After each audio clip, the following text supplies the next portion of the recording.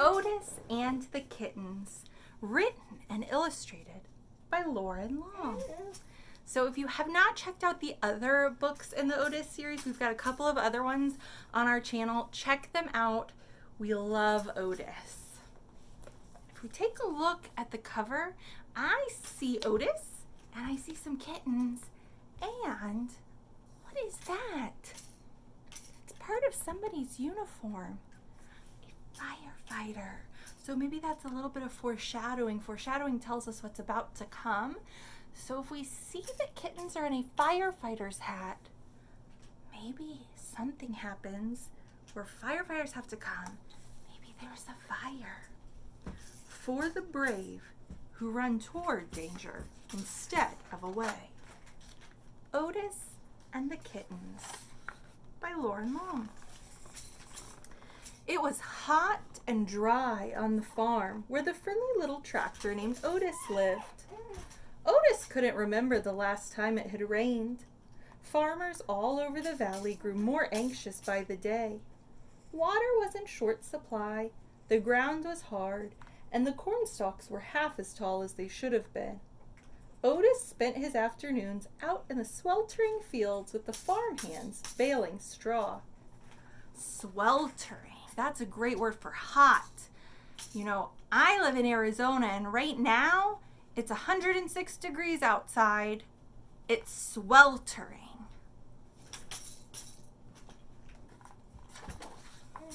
Once the load was full, with a puff and a chuff, Otis would pull the wagon into the old barn down by the bend at Mud Creek.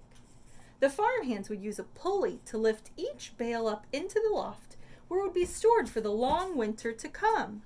So a pulley is a type of simple machine where you have a rope around a little wheel and it helps you lift something heavy. You pull down on one side and whatever you need to lift comes up on the other side. When the sun had gone over the hill and work was done, Otis was ready to sit in the shade and rest. But not Otis's friend the bull.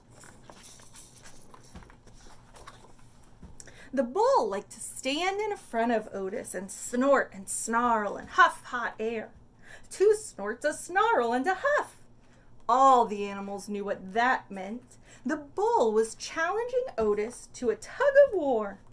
Otis smiled. His friends were always eager to play, even after a long day of work. One duck wound the end of a rope around the bull's horns. Another duck looped the other end around Otis's steering wheel. The animals then took sides, grabbing on any way they could. Everyone pulled and tugged with all of their might. Eventually, Otis would ease up a little. He didn't care much about winning. He just liked having fun with his friends. What a great attitude to have, that he's not worried about winning. He just wants to have fun. One afternoon, when everyone was up under the shade of the apple tree, Otis spotted something moving down in the field. It looked like an orange tabby cat. Where did she come from, Otis wondered. He watched as she ran toward the old barn, and there he saw something that caused his engine to sputter. A swirl of smoke. What is happening? There's a fire. Otis raced to the barn with the animals following behind. They discovered flames coming from the loft inside the old barn. A fire! The barn was filled with brittle, dry straw, and Otis knew it wouldn't take long for it all to burst into flames. Just then, the tabby cat appeared in the barn window. Why would she go in that barn? With a put, puff, puttity chuff, Otis rushed into the burning barn. He's so brave. Inside, the flames were growing and smoke was forming a dark cloud. The cat was pacing back and forth high above on a rafter. Otis chuffed for her to jump down, but the cat wouldn't budge. Instead, she stared down at Otis and belted out the loudest meow Otis had ever heard. What was she trying to tell him? What do you think? Do you remember the cover? And the title? It's called Otis and the Kittens. And here we have a tabby cat pacing back and forth on the rafters. Those are the beams up on the ceiling. Meowing. What could she be looking for? What could she be worried about? Her kittens. Suddenly, Otis heard a tiny meow from the hayloft, and then another tiny meow, and another, and another, and another, and another. At once, 5 furry little heads popped up and stared down at him. Kittens! As flames blazed overhead, Otis stood on hind wheels and stretched to the edge of the loft. To a chorus of tiny meows, one by one, the kittens hopped down. The farm animals cheered as Otis emerged from the burning barn with kittens all over him. We are only about halfway through the book, so it's not the end yet. What do you think might happen? Do you think the barn's going to be okay? Do you think all the kittens are going to be okay? But as soon as Mama Cat counted their little heads, she meowed frantically back at the barn. This time, Otis had no doubt what she was saying. How many more were still in there, he wondered. By then, the top of the barn was engulfed in flames, sending large plumes of smoke into the sky. Otis was afraid, but he gunned his engine, screeched his tires, and dashed back into the burning barn. Inside, the heat was growing worse, and it was hard to breathe. Otis revved his engine, and one last little head popped up, trembling from fear. Otis puffed a gentle chuff, and the kitten climbed down on top of him, hopped to his seat, leapt to the floor, and scampered out of the barn to safety. Whew. Outside, the animals cheered when they saw another kitten emerge, and they watched for Otis to follow. Inside, the flames spread by the second. Otis wheeled around to see if any more kittens were left. The old boards of the barn's floor creaked, buckled, and moaned. The walls popped. He couldn't wait another second. Just as Otis spotted the exit and raced his wheels to leave, there was a giant crash. Okay, I have to time out here because this is the thing that I love about stories.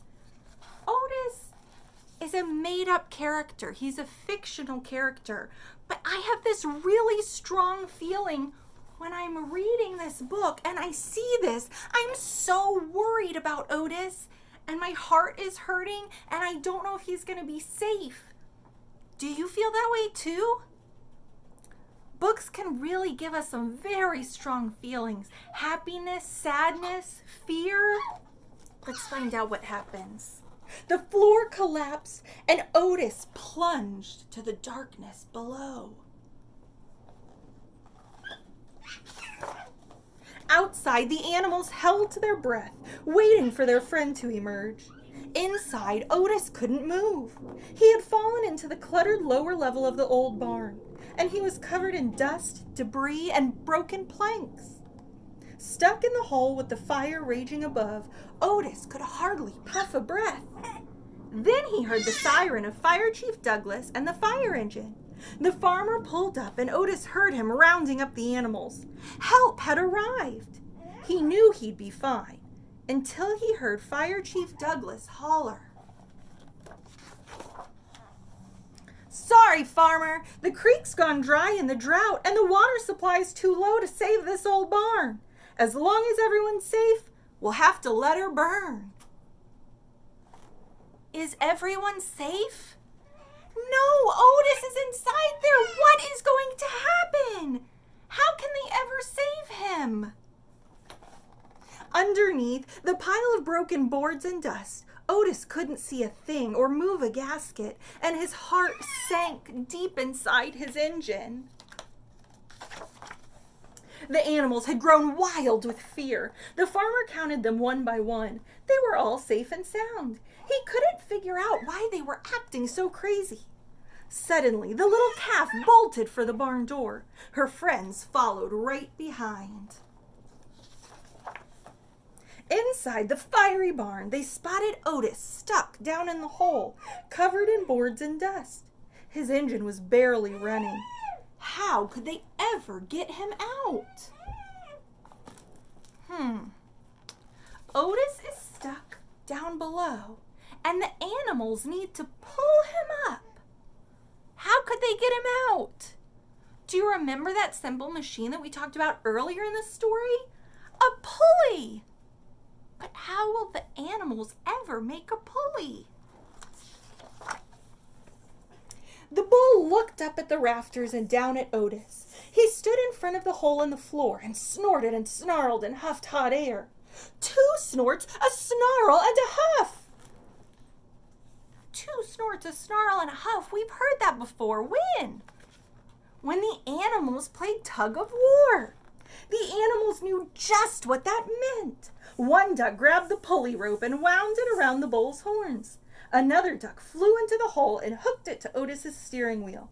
The bull snorted and tugged and snarled and pulled, but Otis didn't budge. The horse and the cow grabbed the rope behind the bull, and together they snorted and tugged and neighed and mooed and pulled, and Otis teetered ever so slightly. The little calf jumped in and tugged and bawled and pulled, and Otis raised a bit more. The puppy grabbed the rope behind the little calf and with a fierce arf tugged and pulled and growled as Otis inched upward. And then came a piercing meow and the sound of Fire Chief Douglas shouting, "Holy moly, Otis is in there! Hold on tight, everyone, I'm here to help!" Whew, they realized he's in there. Fire Chief Douglas grabbed the end of the rope and tugged and pulled and tugged. All together, the animals and Fire Chief Douglas lifted Otis higher and higher until he was suspended above the hole. He's not looking too good, is he? The ducks swooped in and pushed him over the edge of the opening to where they could lower him to the floor.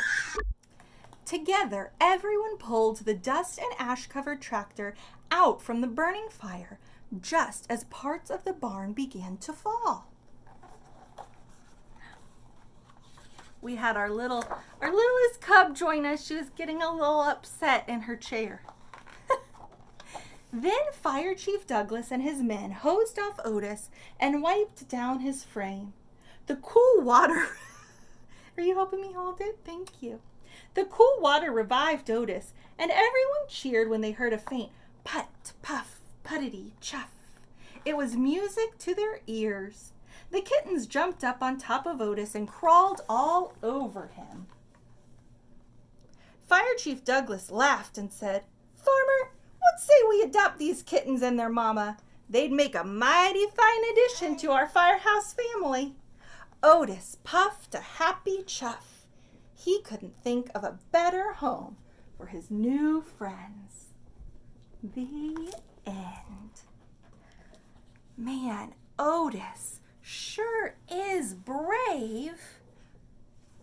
Even though he was scared, he went into that burning building to rescue those kittens.